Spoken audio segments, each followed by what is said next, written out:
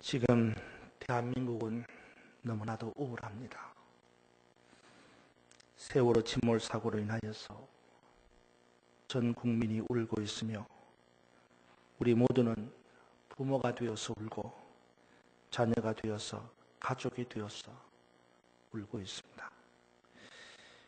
이제 막 피어나고 있는, 그래서 다음 세대 이 땅의 주역이 되어야 할 어린 생명들이 속수무책으로 배 안에 남겨진 채 가라앉아 갈 때에 아무것도 할 수 없는 우리는 그저 발만 동동 구르고 가슴만 쳤습니다.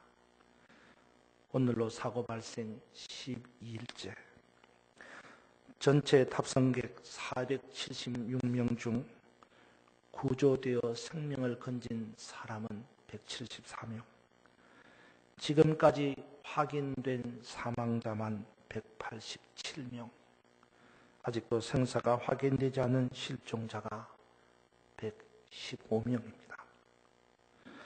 물론 사고가 발생한 지 오늘로 12일이 되는 시점이기에 상황은 절망적이지만 그래도 신라보다 더 가늘어진 희망의 끈이라도 결코 놓을 수가 없어서 우리 모두는 눈물로 지친 기다림을 계속하고 있습니다.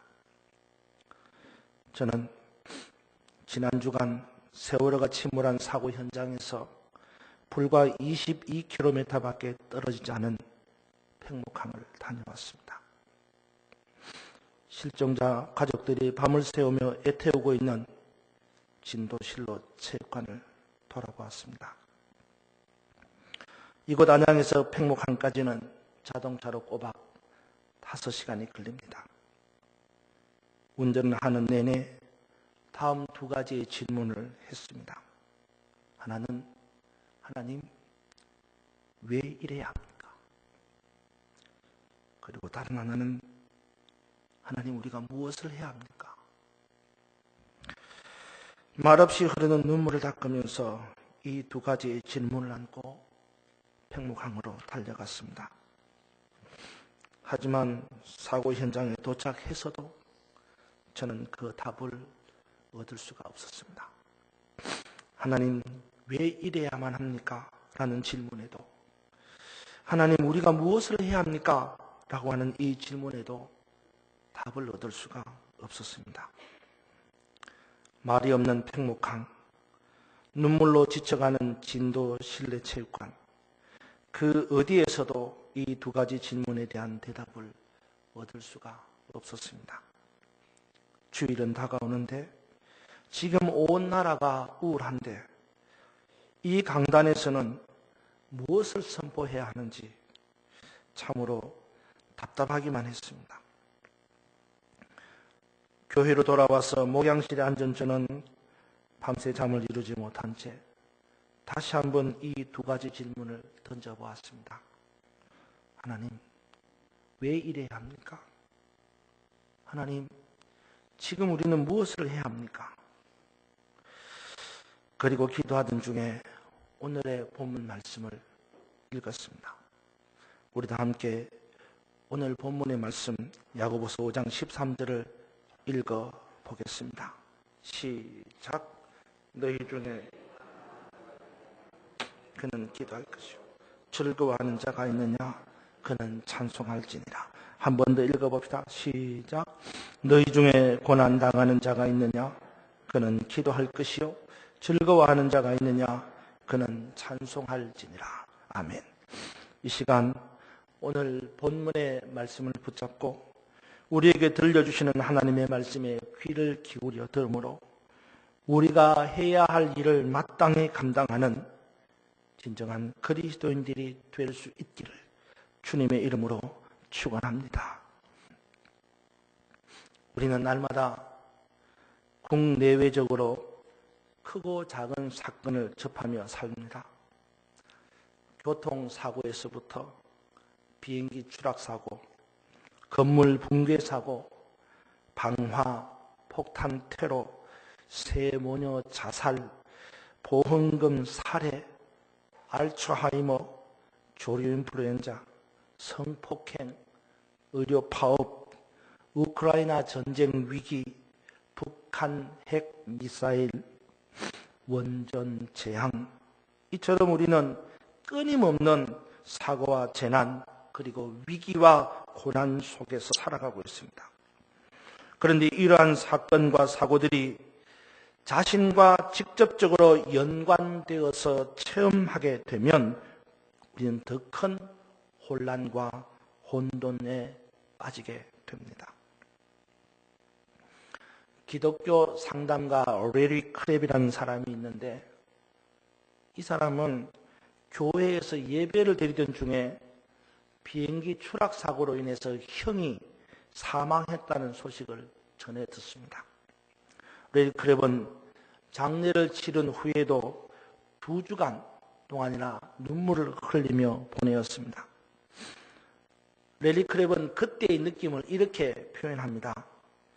비행기 추락 사고로 형이 사망했다는 소식을 들었을 때는 마치 에덴 동산에서 추방되어 돌아갈 길이 없는 길을 잃어버린 느낌이었다. 그렇게 표현했습니다.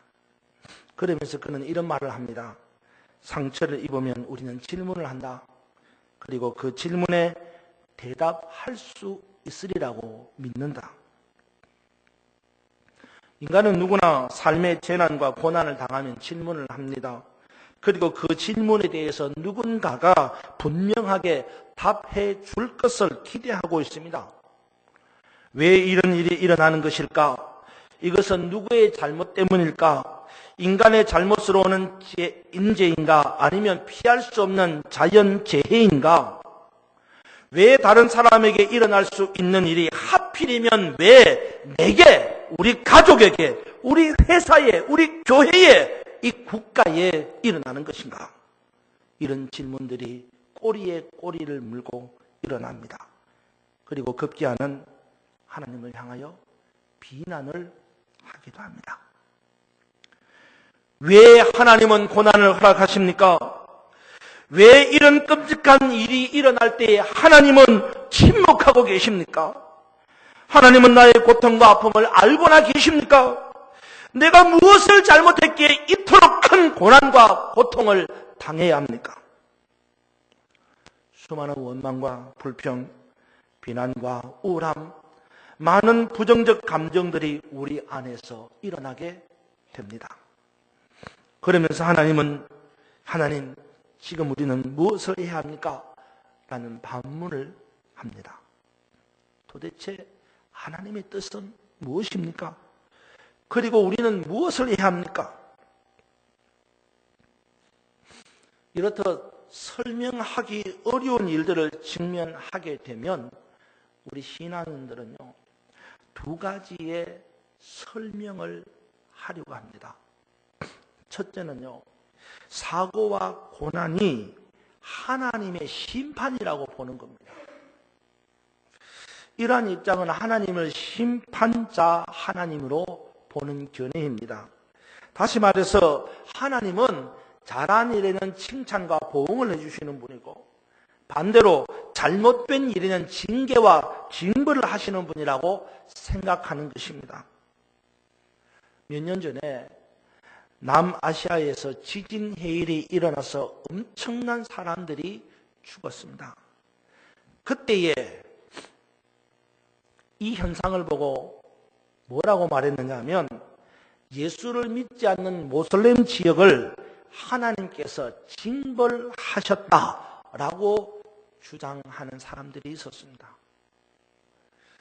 성경에도 이런 관점은 있습니다. 욥의 친구들이 욥에게서 일어난 고난과 재난을 보면서 인과응보적인 관점에서 죄 때문에 내리신 하나님의 징계다, 하나님의 심판이다, 이렇게 말하는 것입니다. 이것은 어느 정도 맞는 일견이기도 합니다. 하나님께서는 죄에 대하여서는 한치의 양보가 없는 엄격한 심판의 잣대를 갖고 계시는 분이기 때문입니다. 하지만 그렇다고 우리 인간에게 일어난 모든 사고와 고난을 죄에 대한 징계로만 볼 수는 없는 겁니다.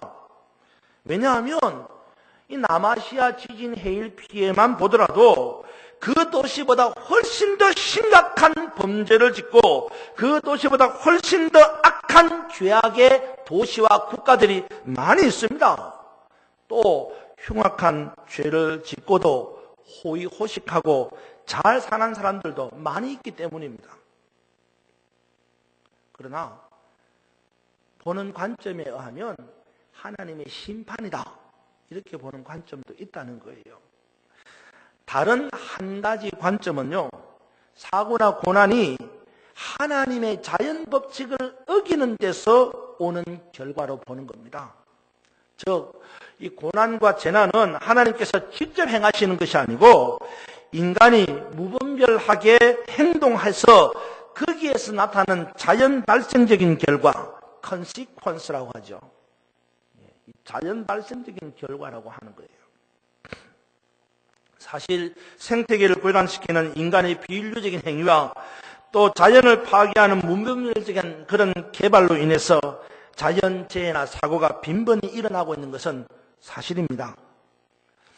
태안기름 유출 사고에 이어서 최근 여수 부산 앞바다의 유조선이 충돌해서 기름 유출이 발생된 이것은 바다의 생태계를 망가뜨리는 것입니다. 남아시아 지역에 일어났던 지진, 해일, 쓰나미 현상은 이것은 무분별한 휴양 도시를 개발하고 새우 양식을 하기 위해서 나무를 다 베어버린 결과였다라고 생각하는 겁니다. 그래서 어떤 이들은 이런 재난을 자연의 대반격 혹은 자연의 복수 이렇게 표현합니다. 인간의 탐욕에 기초한 무분별한 개발과 욕망 추구가 더불어 살아가야 할 자연 생태계를 파괴하고 그 결과로 부메랑이 되어서 다시 인간에게 재앙과 재난과 고난을 가져다 준다는 겁니다. 이런 두 가지 견해를 볼 때에 우리가 당하는 이 재난과 고난은 인간의 죄에 대한 하나님의 심판일 수도 있고 아니면 인간의 잘못된 행동에 따른 자연 재해 현상일 수도 있습니다. 문제는 이런 사고와 재난으로부터 생계와 고통을 받고 가족을 잃고 질병과 고통 속에 있을 때에 우리 그리스도인들은 어떻게 이해하고 어떻게 대처해야 하는가라는 질문입니다. 사고나 재해로 인해서 고통과 고난을 받을 때에 우리는 무엇을 해야 합니까? 사랑하는 가족이나 친구를 잃어버리고 슬픔과 고통 속에 빠진 사람들을 위해서 저나 여러분 그리스도인들이 무엇을 할 수 있습니까? 지금 세월호 침몰 사고로 고통에 빠진 사람들, 희생자 유가족들을 위해서 저나 여러분은 무엇을 할 수 있습니까? 그리스도인들은 무엇을 해야 합니까? 저는 세 가지를 여러분들과 함께 나누려고 합니다. 첫째는요, 신앙의 결단이 필요합니다. 오늘 저나 여러분이 세월호 사고를 바라보면서 신앙의 결단을 해야 한다는 거예요. 무슨 말이냐면 우리 스스로가 고통 중에 있으면서 회개할 죄가 없는지 살펴봐야 한다는 거예요. 왜냐하면 고통은 죄로 인하여 오는 것이고 그렇기 때문에 죄의 문제를 해결하기 전까지는 그 고통에서 벗어날 수가 없다는 겁니다. 예레미야 30장 15절을 보면 하나님께서는 고통 중에 있는 이스라엘 백성들을 향하여서 이렇게 말씀하십니다. 너는 어찌하여 내 상처 때문에 부르짖느냐? 내 고통이 심하도다. 이것은 네가 악행을 저지르고 내 죄가 많음으로 내게 일어난 일이다. 이렇게 말씀하십니다.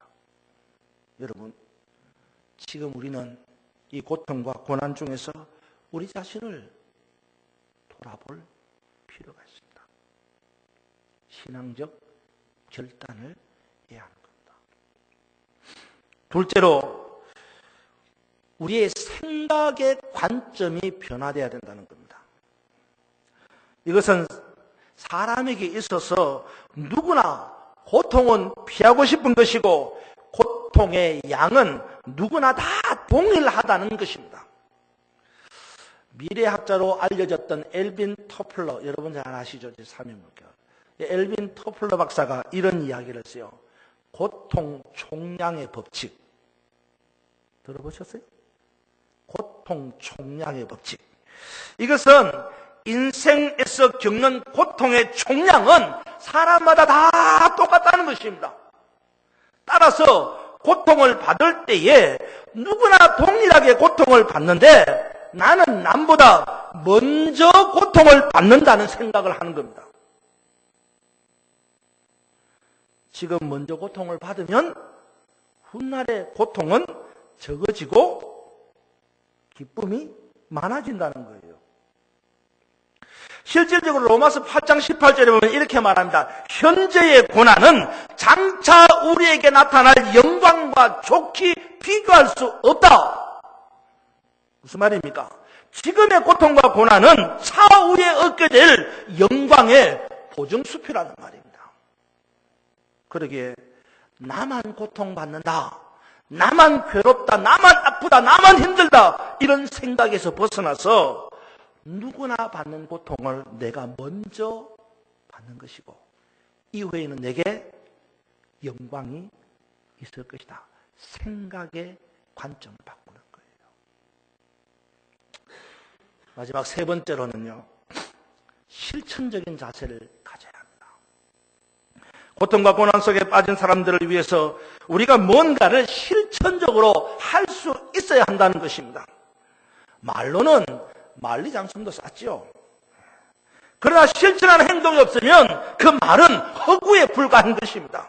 그러기에 지금 우리는 뭔가를 해야 합니다. 그러면 무엇을 할 수 있습니까? 거기에는 구체적으로 두 가지를 말할 수 있습니다. 하나는 위로를 해야 합니다. 다시 말해서 고통을 당하는 자에게 위로의 손길을 펼쳐야 한다는 것입니다. 이것은 공동체 의식에서 나오는 것입니다. 한몸 의식이 있을 때에 가능한 것이라는 말입니다. 고린도전서 12장 26절을 보면 만일 한 지체가 고통을 받으면 모든 지체가 함께 고통을 받고 한 지체가 영광을 얻으면 모든 지체가 함께 즐거워한다고 말씀합니다. 그렇습니다. 우리는 그리스도 안에서 한 몸을 이루는 공동체입니다. 우리 지체 중 하나가 아프면 바로 내가 아픈 것입니다. 우리 지체 중 하나가 고통을 받으면 내가 고통을 받는 것입니다. 그러기에 아픈 지체를 돌아보고 고통받는 지체를 살펴주는 것이 오늘 우리가 지금 해야 할 일입니다. 안타깝게도 전체 탑승객 476명 중에 교회를 다니는 학생이 64명이 있었습니다. 이 학생들이 다니는 교회를 알아봤습니다. 안산제일교회 실종자 4명, 사망자 3명. 명성감리교회 실종자 4명, 사망자 1명. 늘사랑교회 실종자 2명, 사망자 1명. 영광교회 큰사랑교회 사망자 1명. 안산동산교회, 안산광림교회, 산정현교회, 반월교회 실종자 각기 4명. 성광감리교회, 안산빛나교회, 전진교회, 성민교회, 예수사람들교회 실종자 각각 3명. 꿈의교회, 하나교회, 소풍교회 실장자 각각 2명. 서광교회, 안산평촌교회, 쉼터교회, 풍성한교회, 화정교회, 목양교회, 평안교회, 고향교회, 임마누엘교회, 안산성림교회 각각 실종자 1명. 이렇게 파악된 실종자 수가 57명, 사망자가 7명입니다. 특별히 이들을 사고를 당한 학생들이 다니는 교회 가운데 미자립 교회로 3개 교회가 있었습니다. 사망자 한 명이 포함되어 있는 큰사랑교회, 실종자 한 명씩 있는 평안교회, 임마누엘 교회. 그래도 여타의 다른 교회들은 자립한 상태여서 교회 나름대로 사고를 당한 가족들에게 1년의 위로의 손길을 펼칠 수 있겠지만, 이들 세 개의 미자립 교회들은 스스로 위축이 되어서 아무것도 할 수 없이 그냥 바라만 보고 있는 거예요. 자, 여러분, 이런 때 우리가 무엇을 할 수 있습니까? 우리가 내밀 수 있는 위로의 손길이란 어떤 것입니까? 성경은 우리에게 이렇게 말합니다. 너희 슬퍼하는 자들과 함께 슬퍼하고 너희 우는 자들과 함께 우는 것이야말로 진정한 위로라고 말합니다. 지금 우리가 해야 될 일은 위로의 손길을 펼치는 겁니다. 다른 하나는 기도하는 것입니다. 오늘 본문의 말씀을 다시 한번 읽어봅시다. 너희 중에 고난당하는 자가 있느냐? 그는 기도할 것이요. 그렇습니다. 지금 이때의 우리의 실천적 행동 자세는 기도하는 것입니다. 사랑하는 여러분, 고통 가운데 있습니까? 우리의 몫은 기도입니다. 고통 가운데서 우리가 할 수 있는 일은 기도밖에는 아무것도 없습니다. 그러기에 야고보 기자는 너희 중에 고난을 당하는 자가 있느냐? 그는 기도할 것이라고 말씀하고 있습니다. 때로는 억울하게 고통을 당하고 부당하게 고난을 받을 수 있습니다. 이때 우리는 하나님을 생각함으로 슬픔을 참으면 이런 아름다운 것이라고 베드로전서 2장 19절에서 말씀합니다. 여기서 하나님을 생각한다는 것은 하나님께 집중하여 기도한다라는 말입니다. 그러기에 고통과 고난 가운데 있는 사람은, 믿음의 사람들이 취해야 될 행동은 바로 기도하는 것입니다. 혹시 보신 분들이 있는지 모르겠는데 인디펜던스 데이라고 하는 영화가 있습니다. 영화의 내용은 외계인들이 지구를 침략하는 SF 재난 시리즈 영화입니다. 외계인들이 과공한 무기를 가지고 지구를 공격하는데 지구 방위군은 이렇다 할 방법이 없는 것입니다.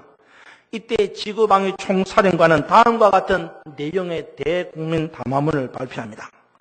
지금 우리가 믿는 우리 하나님께 기도해야 할 때입니다. 우리가 어떻게 할 수 없는 이때에 우리가 할 수 있는 일은 우리가 믿는 하나님께 기도하는 것뿐입니다. 그리고 나머지는 하나님께 맡길 뿐입니다. 그렇습니다. 답은 기도에 있습니다. 이번 사고가 발생했을 때에 단원고 선생님과 함께 한 분이 이런 말을 했습니다. 지금은 기도할 때입니다. 하지만 안타깝게도 들려오는 소식은 기도는 무슨 기도?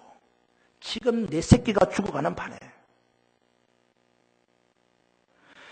어떻게 생각하면 그 말이 맞을 수도 있습니다. 지금 당장 내 새끼가 저 차가운 바닷속에 빠져 죽어가고 있는 이 상황에 앉아서 기도는 무슨 기도입니까? 뭔가를 해야죠. 그런데 여러분, 뭔가를 해야 하는데 무엇을 했지요? 기도는 무슨 기도? 무언가를 분명히 해야 하는데 무엇을 했습니까? 저는 이번 사고를 보면서 계속해서 떠나지 않는 두 가지 질문이 있다고 말씀드렸습니다. 하나는, 하나님, 왜 이렇게까지 하는 것입니까?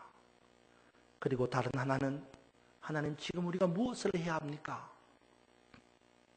그리고 그 대답을 얻기 위해서 팽목항으로 진도실내체육관으로 달려가 보았습니다. 그리고도 모자라서 안산실내체육관에 마련된 임시합동 분향소를 찾았고 단원고등학교 2학년 학생들의 교실을 찾았습니다. 하지만 거기서는 아무런 답을 얻을 수가 없었습니다. 그저 한없이 맑고 순수하게 보이는 학생들의 영정사진을 보면서 눈물만 흘릴 뿐이었습니다. 그리고 돌아와 목양실에서 무릎을 꿇었습니다. 하나님, 주님의 뜻이 무엇입니까? 그때에 세미하게 들려오는 주님의 음성을 듣습니다. 내 백성을 위로하라. 내 백성을 위로하라. 너희 중에 고난당하는 자가 있느냐? 기도하라. 너희 중에 고난당하는 자가 있느냐? 기도하라. 사랑하는 여러분, 지금 우리는 위로의 손길을 내밀어야 할 때입니다. 주님 앞에 무릎을 꿇고 기도해야 할 때입니다. 의미요법의 창시자라고 불리는 빅터 프랭클이라고 하는 분이 있습니다. 이분이 죽음의 수용소라고 불리는 아우슈비츠에서 살아남았는데 그가 이런 증언을 했습니다. 600만 명의 사람들이 나치의 홀로코스트에서 죽었음에도 불구하고 그들 중에는 믿음을 포기하고 죽은 사람들보다도 오히려 신앙이 깊어진 사람들이 더 많았다. 이해할 수도 없고 고통과 고난을 피할 수도 없고 막을 수도 없지만 그들은 여전히 하나님께서 살아 계셔서 일하고 있음을 믿고 죽음의 길을 걸어갔다는 겁니다. 결국 이런 사람들은 죽음이라고 하는 환경에 의해서 결정되는 존재가 아니라 그러한 환경 속에서도 선택을 할 수 있는 자유를 가진 존재였다는 겁니다. 빅터 프랭클은 죽음의 수용소에서 생존의 땅 한 조각을 포기하고 그것으로 수염을 깎는 유리 조각을 바꾸고 빵으로 밥을 먹지 않고 수염을 깎았습니다. 그것은 그에게 있어서 인생의 의미를 부여하는 선택이었습니다. 사람들은 재난과 고난으로 슬퍼하고 혼돈에 빠져 있지만 그 가운데서 진정한 의미를 찾을 수만 있다면 그 환경에 굴복하지 않는 사람이라는 겁니다. 이번 세월호 사고로 사망한 학생 가운데서 죄송합니다. 제가 이름을 거명해서 고김주언이라고 하는 이 학생이 있습니다. 그는 가슴에 학생증을 꼭 품고 두 손을 모은 채 기도하는 자세로 마지막 죽음을 맞이한 학생입니다. 생사의 길목에서 아비 교환을 이루었을 당시에 고 김주원 학생은 자신의 죽음을 그렇게 준비한 학생입니다. 인간은 운명처럼 주어지는 재난과 고난을 피할 수도 그것으로부터 달아날 수도 없는 존재이지만 여전히 선택할 수 있는 자유를 가지고 있고 의미를 추구할 수 있는 힘이 있는 존재입니다. 빅터 프랭클은 그의 수용소에서의 경험을 통해서 이렇게 말합니다. 강제 수용소의 생체 실험실에서 동료 중 어떤 사람은 돼지처럼 행동하는 데 반해 어떤 사람은 성자같이 행동하는 것을 보았다. 인간은 자기 자신 안에 있는 두 가지 가능성을 지니고 있다. 자기가 어느 쪽으로 선택하고 실행하느냐는 것은 자기 결단에 달린 것이지 상황에 달린 것이 아니다.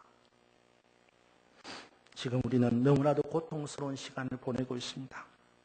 자식을 잃어버린 아픔, 생사를 확인할 길이 없는 고통, 온 나라가 비통에 잠겨 있습니다. 하지만 지금 우리는 선택을 해야 합니다.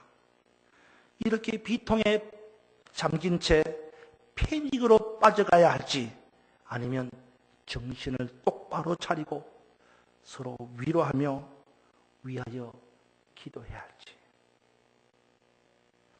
선택은 저와 여러분의 몫입니다. 주님, 지금 우리가 무엇을 할 수 있습니까? 이 시간 하나님께서 우리에게 요청하시는 음성을 조용히 경청할 수 있기를 원합니다. 내 백성을 위로하라. 너희 중에 고난당하는 자가 있느냐? 기도하라. 기도하겠습니다. 은혜로우신 아버지 하나님, 참으로 비통하고 절통한 심정입니다. 우리가 무엇을 해야 할지 방황하고 헤매게 됩니다.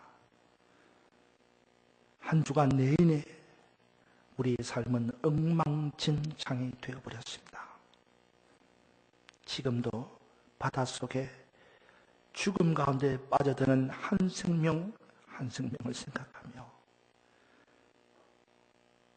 답답함을 금할 길이 없습니다. 주님, 우리가 무엇을 할 수 있습니까? 주님, 오늘 우리에게 말씀하시는 이 음성을 귀 기울여 듣게 하시고 내 백성을 위로하라. 너희 중에 고난당하는 자가 있느냐? 기도하라.